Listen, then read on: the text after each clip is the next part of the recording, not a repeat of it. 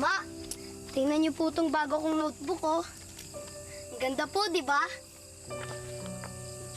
Sino nagbigay? Si Sir Balmis po. Binigay po niya yan sa akin. Pati po si Aleli, binigyan niya. Regalo po niya yan sa aming dalawa. Ang dami na nga po namin nasulat yan, eh. Ama, bakit po hindi kayo marunong magbasa? Tsaka magsulat?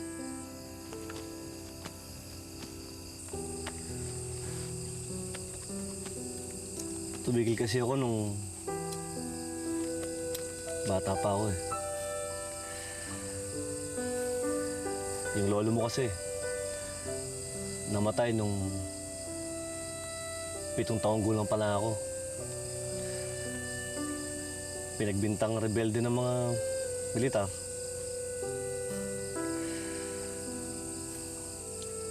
Kaya ikaw, anak, mag-aral ka mabuti, ha? Para di ka magaya sa ama mong hindi mo magbasa at magsulat.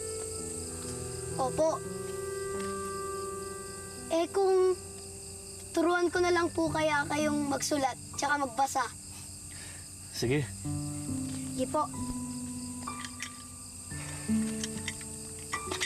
Ayan.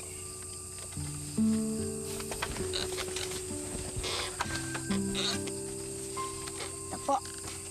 Ano po isusulat natin? Pangalan ko. Sige po. Mat. Yan po. Ganito po yung paghawak. Ganyan po, para mas madali po yung pagsulsulat nyo. Yan.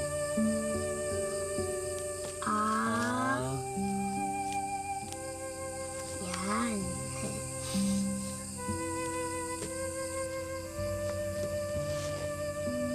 Man. Yan, ganyan po. Yan.